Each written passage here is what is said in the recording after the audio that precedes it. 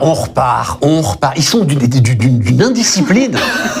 C'est invraisemblable. Philippe, donc, qui continue à m'accompagner avec Frédéric Giavarini. Exactement. Voilà. Bonjour Stéphane. Nature et Découverte, on a appelé ça, donc, directrice générale de Nature et Découverte, on a appelé ça de DRH à DG, parce qu'on va en reparler. Donc, c'est la fameuse phrase que j'ai citée de Philippe tout à l'heure. Le DRH doit se saisir du chiffre.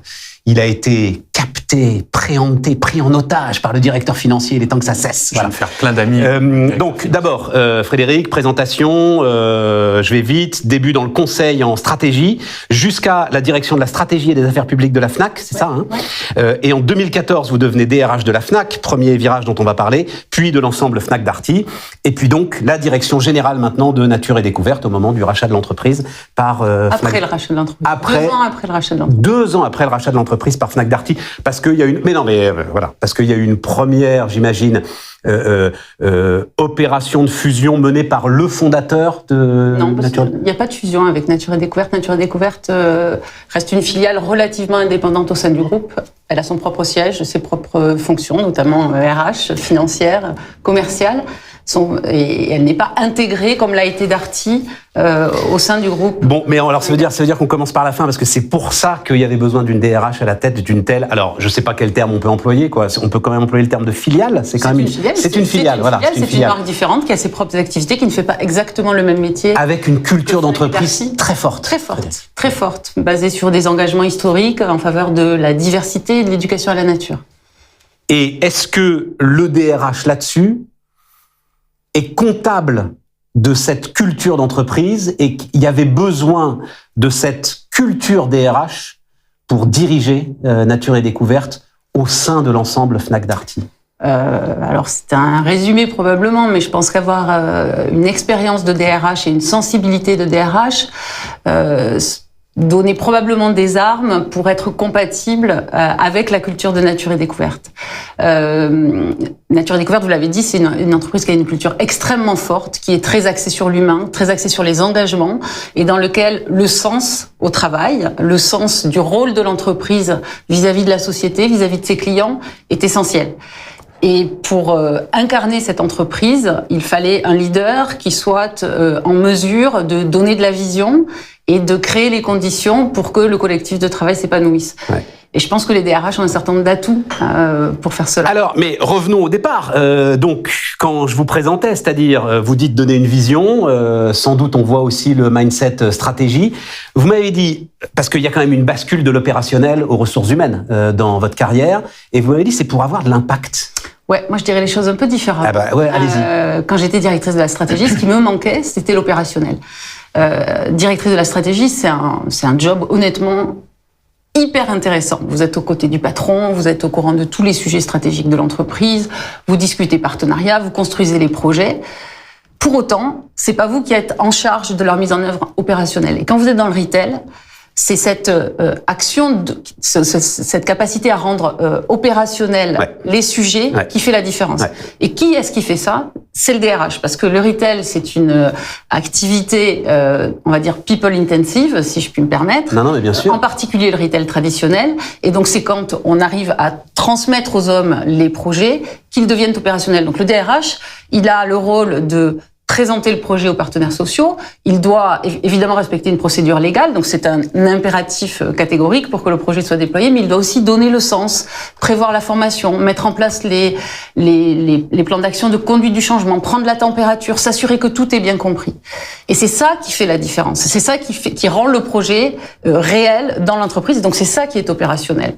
Et si je prends quelques exemples, et notamment un dont on reparle depuis ces jours-ci, parce qu'il est question de dérogation sur le travail le dimanche. Cet exemple est un peu daté côté Fnac, mais c'est ultra intéressant de voir combien ça a changé la donne. Comme vous le savez, le retail traditionnel a été challengé assez fortement par l'émergence du web, et le web qui concurrençait, le web qui n'a pas de jour de travail, le web qui concurrençait. On se souvient d'Alexandre Bompard à l'époque où il dirigeait la Fnac. Je crois qu'on y avait droit toutes les semaines. Aujourd'hui, on est dimanche, la Fnac est fermée, Amazon est ouvert. Et pour cause. Et donc, j'ai eu la charge de négocier l'accord sur le travail le dimanche. L'objectif, c'était évidemment de permettre à nos magasins d'exercer leurs activités l'activité dans les meilleures conditions possibles et de répondre aux attentes des clients, parce qu'il y avait une réelle attente des clients de pouvoir faire du commerce le dimanche. Et donc travail du dimanche. Et donc travail le dimanche, c'était essentiel pour que la Fnac puisse lutter contre ses concurrents, notamment le web, mais pas seulement, puisque de plus en plus de commerces ouvraient le dimanche. Nous avions des partenaires sociaux qui étaient radicalement opposés à l'ouverture le dimanche, des salariés qui savaient pas bien si c'était pertinent ou pas, ils se disaient que ça allait probablement affecter leur vie privée. Mais évidemment, non, mais c'était c'est le cas. Et donc, quand vous êtes DRH, il faut aller à la négociation en apportant des solutions pour permettre au business de se développer, mais pour répondre aux problématiques des individus que sont les salariés. Et à la fois pour répondre aux attentes des partenaires sociaux qui, je vous dis, avaient dans certains cas des positions un petit peu dogmatiques. Et donc on a construit un accord ultra équilibré, basé sur le volontariat, avec des compensations financières pour les salariés, qui tenait compte également de l'impact du travail le dimanche sur l'organisation de leur vie familiale. Et à la fin, on a eu un impact à la fois sur le business, puisqu'on a permis au business de se développer, sur les salariés, puisqu'on a permis à ceux qui le souhaitaient d'aller gagner plus d'argent, mais également de le faire dans des conditions qui soient acceptables. Et on a apporté des réponses aux partenaires sociaux. Alors Frédéric, c'est ça pour moi avoir de l'impact. Et c'est super bon exemple, ce qui nous amène aux partenaires sociaux. Ouais. Plus personne n'en parle. Si, on en parle beaucoup. Non, je veux dire, dans le discours public, quand on parle des RH, quand on parle du post-Covid, ils ont disparu. Non, ils ont pas disparu. Je crois qu'on les a rarement autant vus que pendant le Covid. Nous, à titre d'exemple, au sein du groupe Fnac Darty, on les a jamais autant réunis que pendant le Covid. Oui, parce qu'en plus, culture d'entreprise très très forte et partenaires sociaux très très forts. Et justement, tu racontes. Mais ils gardent toute leur place dans l'entreprise post-Covid. Ils gardent complètement toute leur place dans l'entreprise post-Covid. Évidemment, les employeurs ont mis en place des outils de mesure de l'engagement des salariés. On développe les projets dans lesquels on demande aux salariés de co-construire, de co-designer des organisations, et ça fait partie de la conduite du changement. C'est des éléments évidemment clés pour assurer le succès des projets.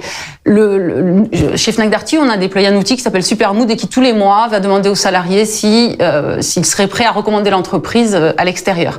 On pose également des questions sur la qualité de vie au travail, la compréhension de la stratégie, etc., etc. Donc l'employeur est en prise directe avec les salariés. Pour autant, on l'a décrit, et c'est vrai aussi chez Fnac Darty, Nature et Déco, Alexa, j'imagine, les petites équipes, les alvéoles, etc., et la façon dont aujourd'hui on travaille tous de plus en plus en petites équipes. Elle est où la place des partenaires sociaux ? Alors, ce que vous dites, c'est que les partenaires sociaux doivent s'adapter à de nouvelles organisations du travail. Ça, c'est une certitude. Ils sont pas en prise de la même façon avec les salariés, comme ils l'ont été par le passé, encore que dans les organisations sur le terrain, dans les magasins, dans les usines, c'est un peu différent. On a tendance à raccourcir un peu le sujet en se projetant uniquement en télétravail. Pour autant, les partenaires sociaux, d'abord la loi leur accorde une importance qu'elle ne leur a jamais accordée par le passé. La loi El Khomri puis les ordonnances Macron ont renforcé le rôle des partenaires sociaux, le rôle de la négociation collective dans l'entreprise pour créer les conditions de développement des entreprises. Donc ça, c'est le premier sujet. Donc ils sont à ce titre-là incontournables et on a besoin d'eux parce que ces sujets-là, ces sujets de transformation des entreprises, d'organisation du travail, ils requièrent des compétences, une expertise et on peut pas les demander aux salariés en direct de définir les conditions de la transformation. C'est ça. Et donc oui, on a besoin des partenaires sociaux. On a besoin de partenaires sociaux, par contre, qui soient constructifs. On a besoin de partenaires sociaux qui soient formés, qui soient professionnels, qui soient pas assis sur des positions dogmatiques. Et ça requiert du travail. Et toi, ça requiert de l'investissement. Et c'est passionnant. De DRH à directrice générale, oui. de ce que j'entends de ton discours, c'est mais moi, je suis même prêt à les soutenir, je suis même prêt à les aider, j'en ai besoin. En tout cas, je suis convaincue que ce sont des partenaires de l'entreprise. C'est une partie prenante de l'entreprise à part entière. Et on ne peut pas faire sans eux. Dès lors qu'on ne peut pas faire sans eux, il faut les considérer. Ils ont besoin de considération. Quand vous les considérez, ça change déjà un peu tout dans la relation avec l'employeur. Je vais te dire, le seul que j'ai entendu parler des partenaires sociaux récemment, c'est Joe Biden, en fait. C'est le vieux président des États-Unis, grandi dans la croissance des années 70. Il nous a fait quelques surprises. Oui, mais qui dit à tous les salariés, vous êtes gentils là, mais c'est voilà, le collectif à un moment, c'est le seul qui soit capable de faire avancer toute l'entreprise. Pendant le Covid, je vous le disais, au sein du groupe, on n'a jamais autant consulté les partenaires sociaux parce qu'on avait des obligations de le faire, mais aussi parce qu'on souhaitait le faire. Et c'est parce qu'on a réussi à le faire qu'on a maintenu les conditions, la continuité de l'activité, notamment dans les entrepôts au moment où ils avaient un rôle clé, puisque tous les magasins étaient fermés et seule l'activité sur le web était possible. Et on n'a eu aucun problème de continuité de l'activité et on a permis au web de se développer. Les corps intermédiaires sont essentiels dans le mode de fonctionnement d'une organisation, avec la réglementation française, mais pas seulement. Je pense que c'est important, c'est que on a un sujet qui est on est une société qui devient de plus en plus individualiste et chacun souhaite exprimer ses attentes. Et les outils le permettent. Voilà, et les outils le permettent. Mais par définition, on va pas faire 100% de satisfait. Donc, il faut quelque part qu'il y ait quelqu'un avec qui on puisse négocier. Je vais pas rentrer dans de la politique, mais la crise des Gilets jaunes était une parfaite illustration de quand j'ai personne avec qui négocier, je suis en situation de blocage. T'as raison. Donc, très bon exemple. Voilà. Ceux qui veulent disrupter les partenaires sociaux doivent réfléchir à ça. Exactement. Tout à fait. Exactement. Et les entreprises qui fonctionnent bien sont les entreprises aussi qui forment et qui développent leurs partenaires sociaux. Pourquoi ? Parce que ils sont les premiers, notamment dans la grande distribution. Comprendre les grands enjeux des transformations de l'industrie est un des moyens de s'y préparer.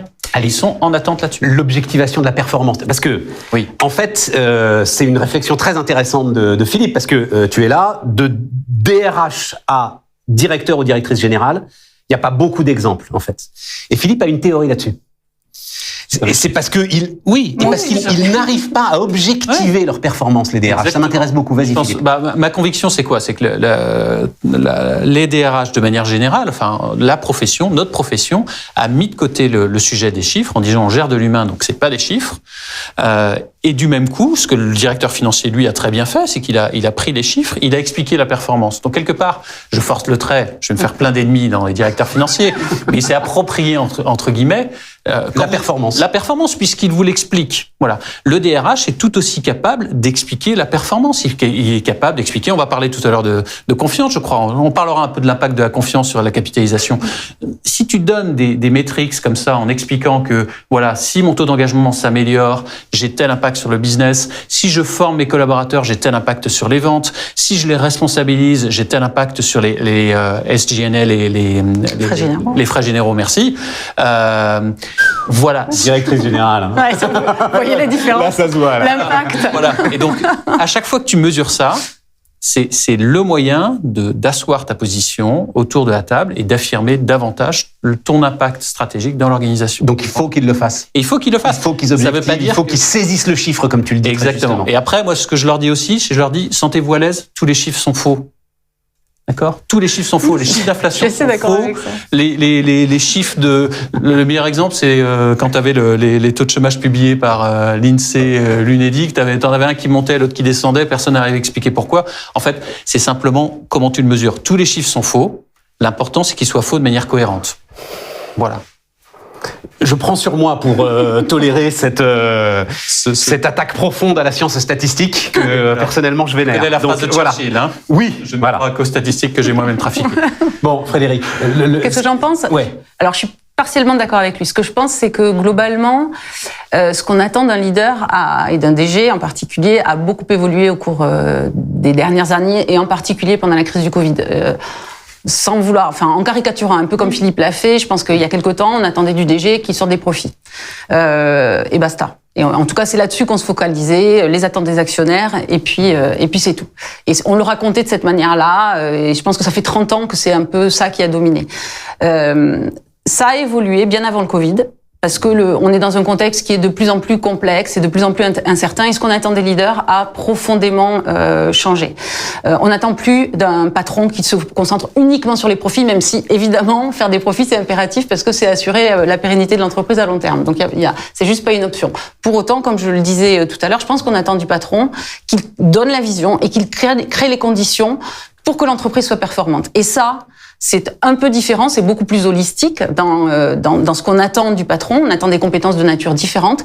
Et l'humain là-dedans est clé parce qu'au fond, une entreprise, c'est quoi ? C'est un collectif d'hommes et de femmes. Et donc, je pense que la capacité à se connecter à eux est un élément clé de la performance de l'entreprise. Pour autant, il y a une part de ce que dit Philippe avec laquelle je suis d'accord. Je pense que les DRH, ils sont complexés par rapport à ça. Parce que les DAF ont été tout puissants. C'est vrai, on les oppose, c'est un peu caricatural, mais c'est une part de vérité. Et ils sont complexés, donc ils osent pas. Donc effectivement, ils ne formulent pas, ils ne rationalisent pas leur performance ou leur rapport à la performance de l'entreprise et celle de leurs équipes. Ils le marketent pas. Et ça, ils ont un enjeu incroyable à franchir des étapes, à faire du marketing des RH, parce qu'ils ont un rôle vis-à-vis des collaborateurs, vis-à-vis de la performance de l'entreprise dans sa globalité. Et je pense qu'il faut qu'ils comme n'importe qui d'autre, qu'ils vendent leur performance. Et dans le point très positif, c'est que je pense que là, il y a une génération de de DRH qui a émergé au cours des dernières années, qui est exactement là-dessus. Où on quantifie la métrique, la performance, l'impact. Par ailleurs, les DRH, ils sont à la tête d'un nombre de data qui est absolument incroyable. La masse salariale, les coûts des employés, c'est en général le premier coût de l'entreprise, en tout cas dans le retail. Tout à fait. Et donc, ils ont beaucoup de choses à dire. Donc, DRH, prenez le pouvoir. Il est temps. Donc, DRH, montrez, osez affirmer la contribution, la valeur que vous apportez à l'entreprise. Et on voit quand même de plus en plus de DG s'équiper sur deux jambes, de manière plus équilibrée que par le passé, vous allez voir, avec un DAF et un DRH qui murmure à leur oreille. Vous allez voir, c'est absolument parfait, parce qu'on va voir celle qui est, je pense aujourd'hui, la patronne la plus puissante de France, qui dit exactement ça. Et c'est à venir tout de suite.